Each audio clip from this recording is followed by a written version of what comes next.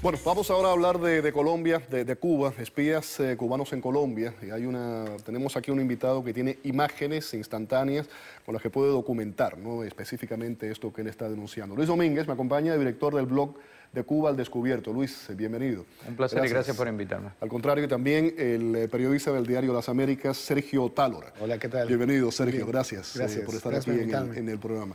Luis, vamos al grano, a las fotos en este caso. Cuéntanos, vamos a ir con las instantáneas y un poco esa denuncia que estás haciendo. No, esto es demostrarle al pueblo colombiano lo que Cuba está haciendo. Cuba ha incrementado el nivel o el número de diplomáticos cubanos en Colombia a un número que es mucho increíble. Más ahora con la presidencia de Santos que con Uribe. Exacto, yo los detecté empezando a llegar a Colombia como en el 2010, un poquito antes, y ahora hay un total, y esto es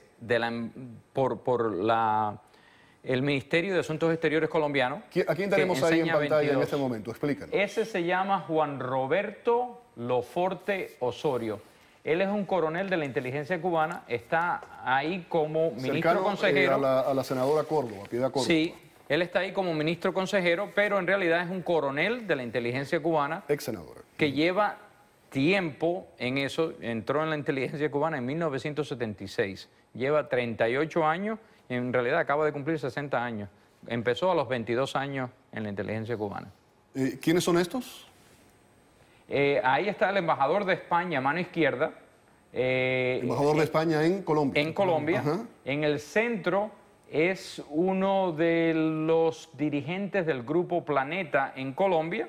Y a la derecha, por cierto, el Grupo pseudo Planeta, del... Grupo Planeta. ¿La editorial? Sí, editorial. La editorial Sí. Planeta. Y al lado derecho vemos a Loforte. Por cierto, el pseudo de él es Ramón. Le decían Ramoncito cuando empezó a una temprana edad en la inteligencia cubana. Sergio, ¿cuál es su análisis de esto como periodista colombiano? Bueno, no, mira, es una vieja historia la de la relación que ha habido o de las denuncias que ha habido durante varios años sobre el tema de la guerrilla. ¿Hay anuencia del gobierno Cuba. en esto? Estábamos hablando que con Uribe no había tanto, mucho más ahora con Santos. No, pero déjame decirte una cosa. Por ejemplo, el gobierno en 1979, sí, eso fue en 79, el gobierno colombiano rompió relaciones con Cuba. Porque se había demostrado en esa época, no sé con tantas pruebas, pero por lo menos el gobierno en ese entonces de Julio César Turbay Ayala, que fue un gobierno muy parecido, digamos, en su enfoque al de Uribe, entre otras cosas, Uribe se inspira mucho en ese presidente. Ellos denunciaron la influencia de Cuba y el entrenamiento de Cuba del M-19. Ajá, correcto. Y en el 80, el M-19 se tomó la Embajada de República Dominicana, entre otras cosas, una fachada muy parecida a la de Cuba. Y después de una negociación muy larga con un presidente que ha sido de mano dura, un presidente que tuvo que finalmente negociar con el M-19, los del M-19 se fueron a La Habana. Ese fue, digamos, una parte de la negociación.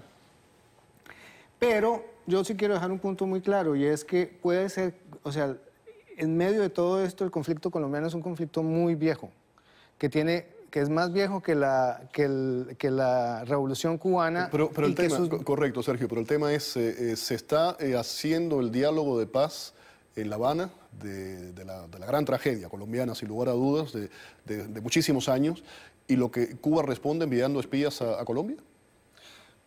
Bueno, ahí es una situación muy compleja, porque independientemente de que Cuba mande o no mande espías a Colombia, el tema para mí fundamental es que esas negociaciones lleguen a buen término. O sea, La Habana se escoge no por una razón muy sencilla.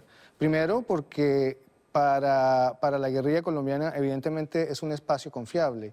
Y segundo, porque el gobierno de Santos pues no, o sea, prefiere negociar en La Habana que tener un problema de despeje o tener un problema interno en Colombia con el proceso de negociación. Bueno, se podía haber buscado un país neutral como se hizo en el pasado en Europa o otro país. Exacto, Félix. Es que La Habana es la que manda.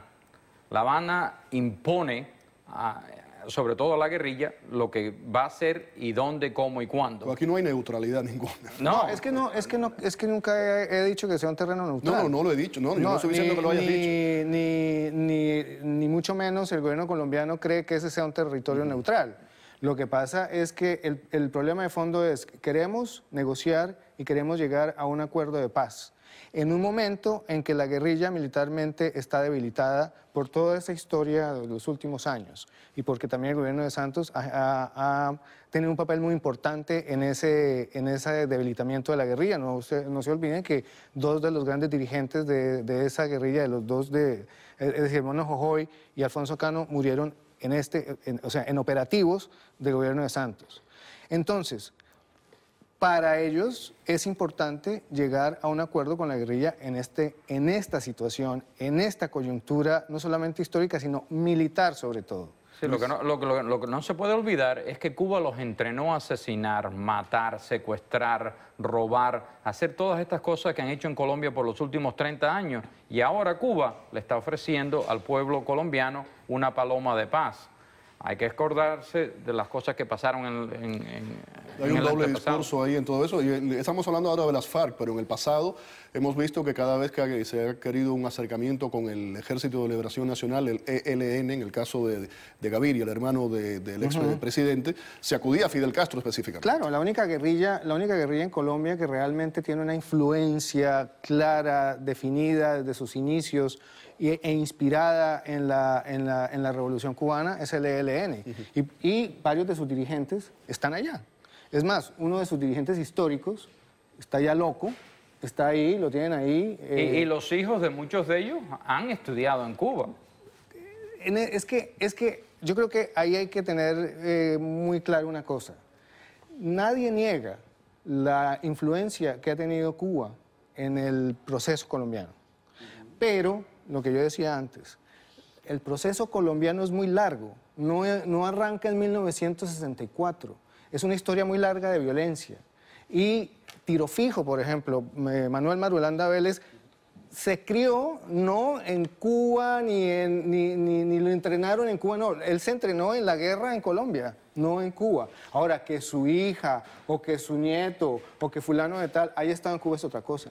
Pero el conflicto colombiano es colombiano y su explosividad ha sido colombiana. Ahora, que haya habido lo de Cuba y todo eso, bueno, ok, en áreas de discusión. Estábamos planteando, Sergio, era el tema de que si Cuba un poco, y no solamente con Colombia, la guerra de guerrillas durante toda América Latina, en un momento determinado, la década de los 60 y los 70, fue financiada, además, por el régimen de La Habana, y que ahora resulta, es irónico, que se haga ese diálogo de paz precisamente en La Habana.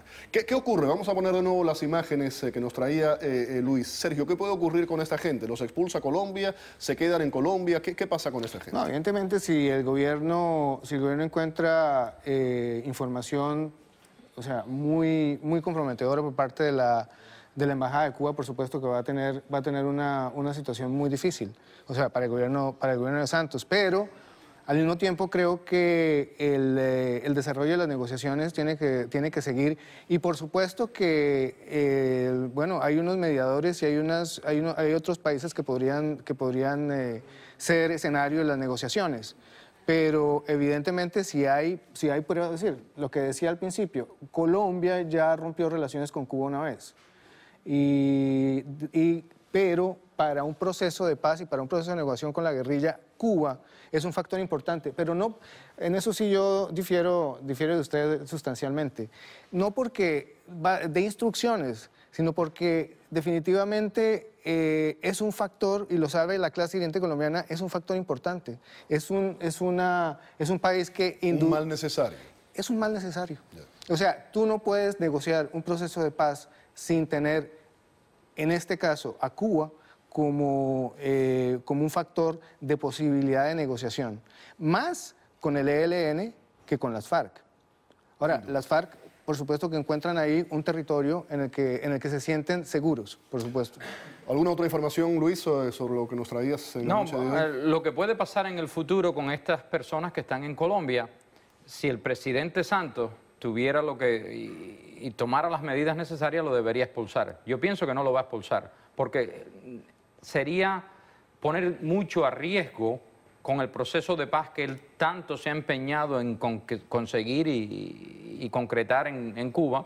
Ahora, si expulsa básicamente al jefe centro de la inteligencia cubana en Colombia, eso va a ser le va a dar un tremendo dolor de cabeza. Partamos de un principio, de todas maneras, el proceso político colombiano sigue a pesar, por encima o de Cuba. O sea, la Don negociación Sergio y don sigue Luis, ahí. tengo que irme. Muchísimas Ok. gracias. Sergio Otálora, Sí, perfecto. me acompañaba aquí en el programa, periodista del diario Las Américas, y también Luis Domínguez, director del blog Cuba al Descubierto. Muchísimas gracias. Vamos a la pausa. Volvemos.